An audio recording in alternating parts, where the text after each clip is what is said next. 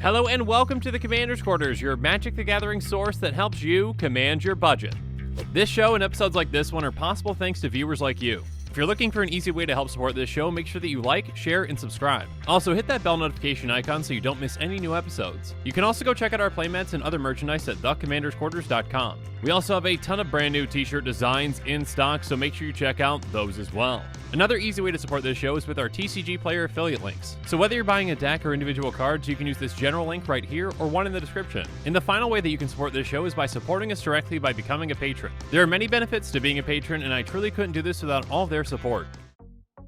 Hey everyone, Mitch coming in from the Commander's Core studio. Welcome to the show.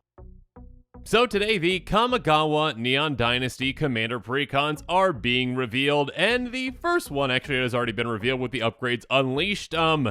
There's just one small problem with the Precon. Upon revealing the list for this Precon, well, it technically isn't a legal Commander deck. So on this episode, I'm going to talk about why in the world that is the case, because yeah, that is a pretty strange thing, and I'm also going to be going through some of the new cards from this Precon and giving you my thoughts on them. So with all that said, let's jump into it.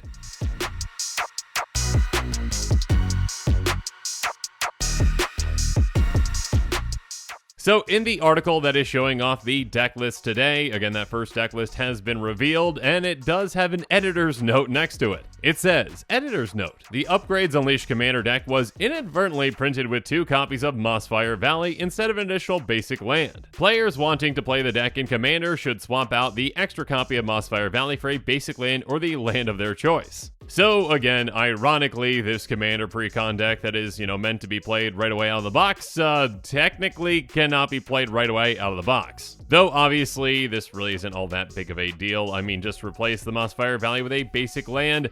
That being said, everyone, please be reasonable. If there are new players out there who are playing this Precon and, they don't realize that they can't just have 2 copies of Mossfire Valley in their deck and it's just in there for some reason, do not tell them that their deck is illegal and they lose the game because they played their second Mossfire Valley. Simply say, hey, you might want to replace that second Mossfire Valley with a basic land when you get a chance. And if that new player doesn't have a basic land because maybe, again, this is their very first product that they've ever bought in Magic, maybe offer them a basic land. Be nice. So obviously, again, in the grand scheme of things, this is absolutely no big deal. I mean, technically, with Mossfire Valley, the players that are buying the Precon, you got a little extra value. I mean, a basic land usually runs, about 6 cents or so, or maybe to 10 cents at the very most, or you can just buy them in bulk for cheap. And instead, you got like a, 25 or 26 cent card, because actually this card is being reprinted a couple of times recently, and its price has dropped significantly since Odyssey. So, replace it with, a forest or a mountain, or, if you're Maximilian, thanks again, Eddie, for this joke,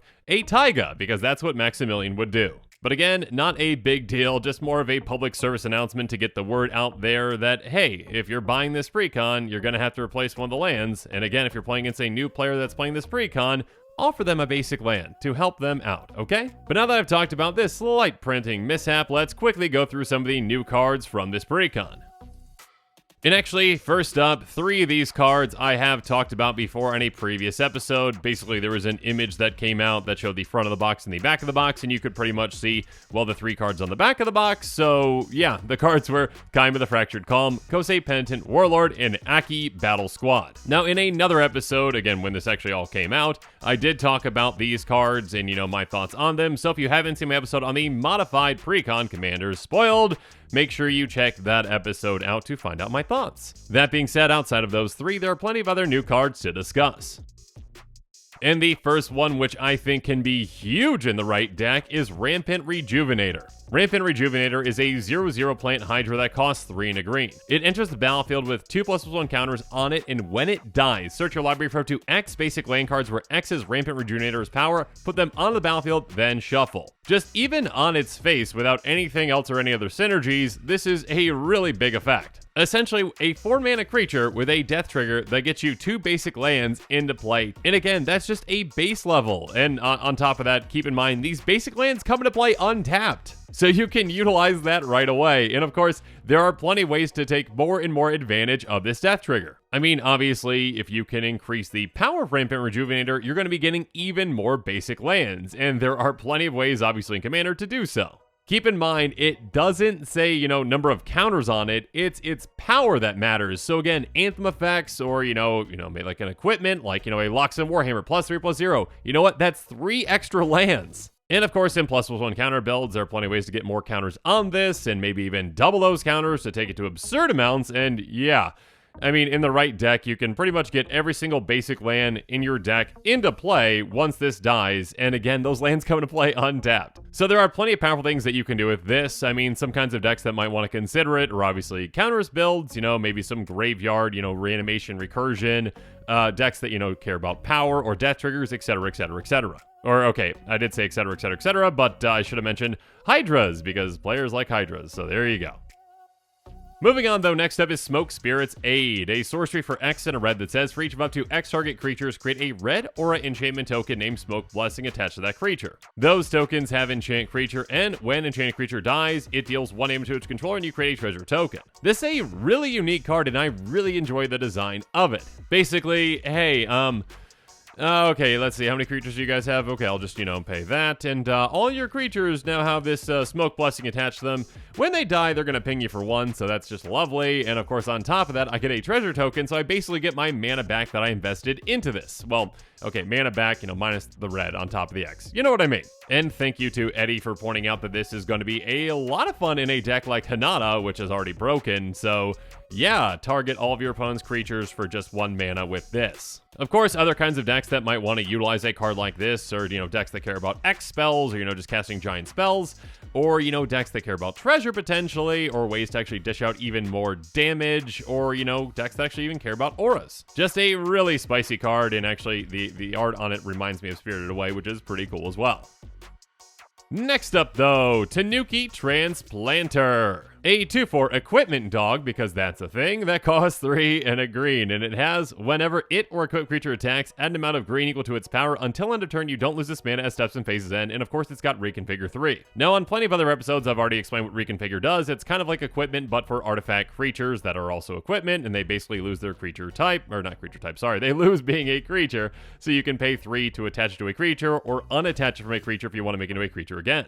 Clear as mud? Good. Anyways, yeah, this can generate you a ton of mana. I mean, on its own, okay, just by attacking, it's only going to give you 2 mana, green until the end of the turn. So that's not all that great, but if you attach it to something massive, well, you can make a ton of mana. So obviously in a Power Matters build, or maybe even a Voltron build, or just, a deck that's got a bunch of big beefy creatures, have fun just attaching this to a creature, swinging away, and then adding a ton of mana that you can use until end of turn. Or, just put it in a dog tribal deck, because dogs.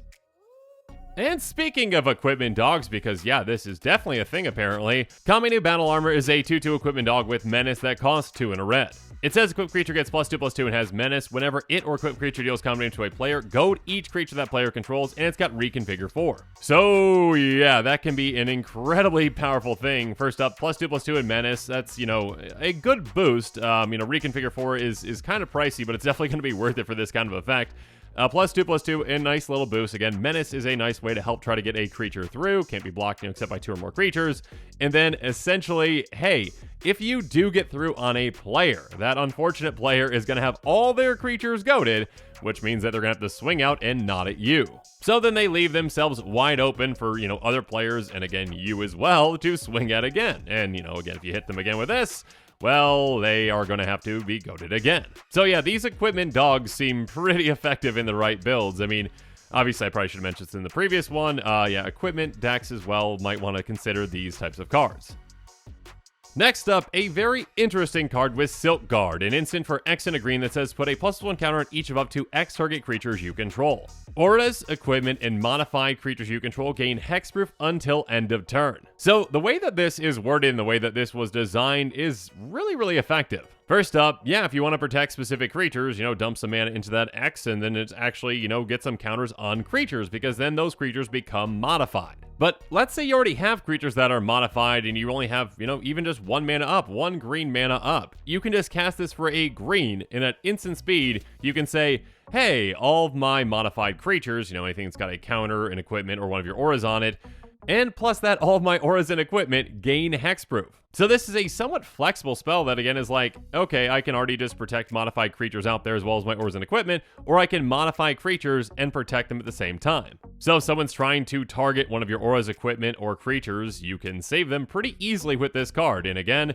it's flexible in the amount of mana that you can spend into it and the amount of effectiveness that you can have with it. So yeah, obviously decks that are going to want to consider this card are decks that are, built around auras, equipment, or, modified creatures, or, whatever, counters builds. So there you go. And speaking of counters builds, let's move on to Ascendant Acolyte, a 1/1 human monk for 4 and a green. It enters the battlefield with a counter on it for each +1 counter among other creatures you control. At the beginning of your upkeep, double the number of +1 counters on Ascendant Acolyte. So yeah, this is going to count every single counter out there that you have on a creature that you control. So it's not just the number of creatures that have counters on them, it's the total number of counters, which is pretty crazy. So even just entering the battlefield, this can enter with, 10 plus counters pretty easily in a counters build. And of course, on top of that, the longer the game goes on with this in play, the deadlier and deadlier it becomes, doubling its, counters, doubling its counters again, and again, and again, every single one of your upkeeps. So if it starts off with 10, then that's going to go to 20 counters, and then 40 counters, and, it's already basically a one-shot kill in most Commander games. That being said, obviously this is missing a keyword or, 2 or whatnot. It doesn't have trample or, any kind of evasion, so unless you've got a way to give it, trample or some kind of evasion, you're not going to be getting damage through, and your opponents can just chump block you pretty easily. So though it can be a spicy card in the right build, there is a big limiting factor to it. Next up, how about one with the Kami, an enchantment aura for 3 and a green that has flash, and it says enchant creature you control. Whenever enchanted creature or another modified creature you control dies, create X 1/1 color spirit creature tokens, where X is that creature's power. This card can be absolutely incredible in the right build, because again, it doesn't just count the one creature that it's on, and if it did, that card would be pretty terrible. Not terrible, but not great. But it counts every single modified creature you control. When they die, you get that many spirit creature tokens where X is that creature's power. This actually can go infinite quite easily in, with very minimal setup. If you've got a free sacrifice outlet in play, and, something like Cathar's Crusade, or, any other way to get a counter on a creature that comes into play, like maybe Grumgully, maybe this is in a Grumgully deck, that spirit, when it comes into play, is going to be coming into play with a counter on it. That means that spirit is modified, so if you have a free sacrifice outlet in play, you sacrifice that spirit, you get another spirit, you get 2 more spirits because that's going to be the power. Each of them come with counters too. You sacrifice them, you get more and more and more, basically infinite spirits, infinite death triggers, infinite other kind of, enter the battlefield triggers. There's a lot of infinite things that you can do with this in the right build. Yeah, I definitely anticipated that this would say whenever another modified non-token creature you control dies, but it didn't, and because of that, well, you can go infinite with it in a couple of different ways. Now, obviously, you don't have to go infinite with it, and, in just a, modified build, with either equipment, auras, or counters, this can be very effective as well, as long as you've got ways to actually, get your creatures to die and get a ton of tokens.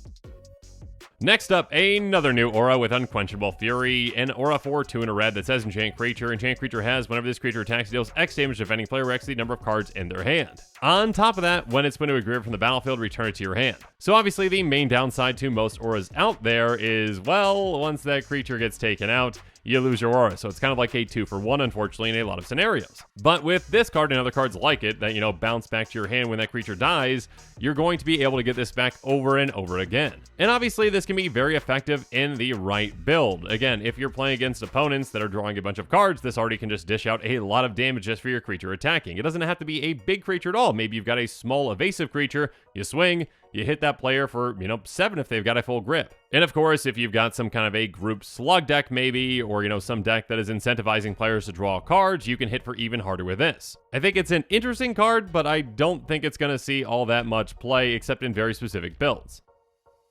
Moving on though, how about Kami of Celebration, a 3/3 spirit for 4 and a red that says whenever a modified creature you control attacks, exile the top card of your library, you may play that card this turn. And whenever you cast a spell from exile, put a +1 counter on target creature you control. So yeah, if you've got a deck built around modified creatures, whether that's, having a lot of equipment or a lot of auras or, obviously just counter builds, you can get a good amount of value out of this. Because keep in mind, it doesn't say, that this only triggers once each turn or whenever one or more creatures you control attack. It's whenever a modified creatures you control attacks. So essentially, again, if you attack with 6 modified creatures, that is a ton of temporary card advantage. And of course, on top of that, when you're casting those spells from exile or anything else from exile, you get counters on target creatures. So then you can modify further creatures, and yeah, you see where this is going. But now let's move on to Concord with the Kami, an enchantment for 3 and a green. It says, beginning of your end step, choose 1 or more. Put a +1 counter on target creature with a counter on it. Draw a card if you control an enchanted creature. Create a 1/1 colorless spirit creature token if you control an equipped creature. So this one kind of deals with all parts of modification. You've got counters, you've got auras, you've got equipment, all of which kind of are connected in this card. The problem, though, is that this card is one of those cards that can provide you value if you're set up correctly, but if not, well, it can actually just not do anything. Because if you don't have a creature with a counter on it, you're not going to get a counter on target creature. If you don't control an enchanted creature, you can't draw a card. And if you don't control an equipped creature, you can't get a 1/1 spirit. So again, this can very well be a card that can give you a lot of value, or can just be a do-nothing card. But if you've got a deck that can pretty much, guarantee that you're going to have an enchanted creature or an equipped creature, and you want those effects, go for it. And finally, we've got Collision of Realms, a sorcery for 6 and a red. It says each player shuffles all creatures they own into their library. Each player who shuffled a non-token creature in the library this way reveals cards from the top of their library until they reveal a creature card. Then puts that card onto the battlefield and the rest on the bottom of their library in a random order. So I actually had to read through this card a couple of times just to make sure I was understanding it correctly. This is kind of a weird board wipe kind of thing. The way that it works doesn't really make sense to me. It's like, okay, everyone gets rid of all their creatures. Cool. Now, everyone who shuffled at least one non-token creature in their library reveals cards to the top of their library, and they just get 1 creature card. That creature goes on the battlefield, the rest go on the bottom of the library in a random order. So essentially, you exchange everyone's armies, just for 1 creature each per person. Doesn't matter how many creatures you have in play, which this is just kind of strange to me. Again, maybe I'm on my own on that, but yeah, I would think that if this were to actually make more sense, it'd be like trying to benefit players that have more creatures in play. So it's like, hey, everyone's got different amounts of creatures. Maybe one player has 5, one has 1, one has 3, and basically, hey, you each get, that many creatures off the top of your library, but instead this is like, no, everyone gets 1. So yeah, maybe that's just me. I just find this to be a bit weird, and yeah, I don't think there's going to be many decks out there that are going to be, scrambling to get this in their deck. And with that, the show is coming to a close, so it's my turn to hear from you. So in the comments below, let me know what your thoughts on this episode are, and as always, thank you again, and have a good one.